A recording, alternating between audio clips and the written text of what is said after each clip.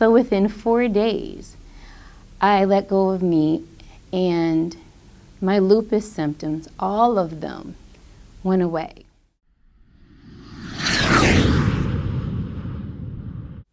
Hi, my name is Misha Gills. I was diagnosed with lupus when I was 25 years old. I was sick as a teenager, didn't really quite know as to what was wrong with me. So for about 8 years, I suffered with a multitude of things. When I hit 25, I ended up with sore spots in my head. I went to a dermatologist because blood work never showed up with anything. So my dermatologist actually took a piece of skin out of my scalp, and I ended up with 4 stitches in the back of my head, and my dermatologist diagnosed me with lupus finally, which was great to finally have a name for what it was I had been suffering with. Pleurisy, the blood diseases, everything that was wrong, the rheumatoid issues, everything that was hurting in my hands, the arthritic issues, the blood disease, everything. So as I got older, everything just kind of seemed to progress. So finally, when I hit my 30s, I started to develop more chest congestion. The pleurisy had gotten worse till I finally got to a place where it was debilitating. And I finally ended up where I had more chest congestion, more inflammation in my chest. I got to a place where I had inflammation around my heart. And then nobody could seem to figure out what to do with me. Every winter, every summer, if it wasn't asthmatic type of issues that was exacerbated by the heat, everything just seemed to hurt. And I ended up, like I was saying to everybody, I ended up in, the Cleveland Clinic, because I couldn't seem to get any type of assistance here. So it was about a month later before they gave me my diagnoses, and that was when they found what was called Tietze's disease, which is also associated with the lupus, and that was the inflammation around my heart. And it felt like a heart attack. If you can imagine what a heart attack felt like, and the pain going up and down your arm, into your chest, everything. The truth of the matter is I spent so much time in the ER. Remember, I'm only like at this time in my early 30s. I spent so much time in the ER. And so what ended up happening was I looked it up, and I found that in order to get rid of the Tietze's disease, it said to do a vegan or a vegetarian diet. And that most people with Tietze's disease are misdiagnosed as going to the ER with a heart attack. Who knew? So I was like, and they also said that you can actually go almost up to 8 years with this heart attack sensation. I was like, I'm not going to go another 8 years feeling like I'm having a heart attack. So what I did was I was like, I don't eat that much meat. It's really not a big deal for me. So within 4 days, I let go of meat, and my lupus symptoms, all of them, went away. And that was in '05. And I've been fine ever since. All those years that I spent laying on the floor because I could not move, just debilitated from pain, because the lupus literally riddled my body, gone.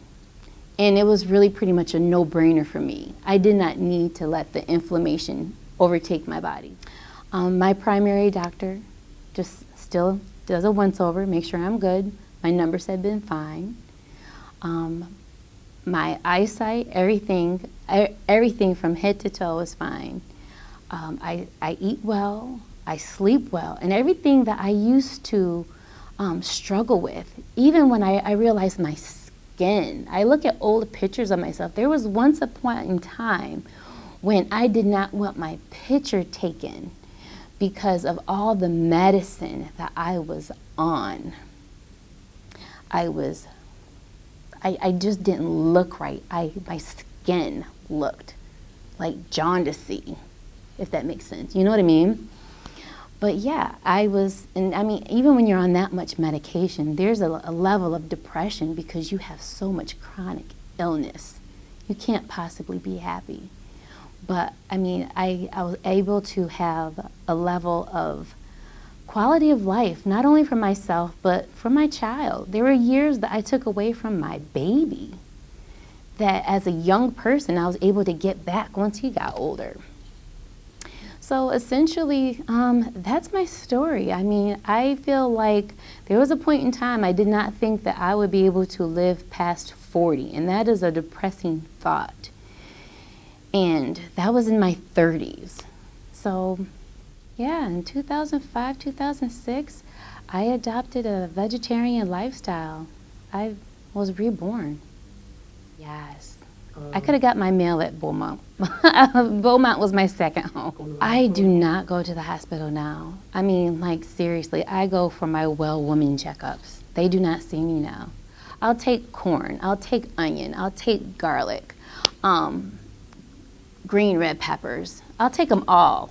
And literally, there's really no rhyme or reason to what I'll take, and just throw it all in the skillet, like a cast iron skillet, whatever's in there. And what I love to do is a little black pepper and some sea salt, and then I'll throw it and take some guacamole, some fresh guacamole, and put it in a tortilla. That's my favorite. That is my favorite because it's easy. My husband, when we were dating, I let him know, if you want chicken or fish, you need to do it at your house. You can't get it at my house. So probably within the first year of marriage, he stopped eating it. He lost weight. He was working out. He's a much happy, healthier person himself. So he's actually vegetarian now. Most diseases, the issue is inflammation. And anytime you are dealing with meat or dairy, it exasperates inflammation, and you have to take those foods out of your diet, and you will be well. And those last 2 years before I hit the Cleveland Clinic, I was pretty sure I was probably about to hit bankruptcy because I went so much, probably like that 03, 04 prior. It was really bad. I will say this, I remember asking my son, he was small, I think he was probably in 6th grade, and I asked him, I said, do you ever worry about me not coming home? And he said no. And I was like, your faith is greater than mine.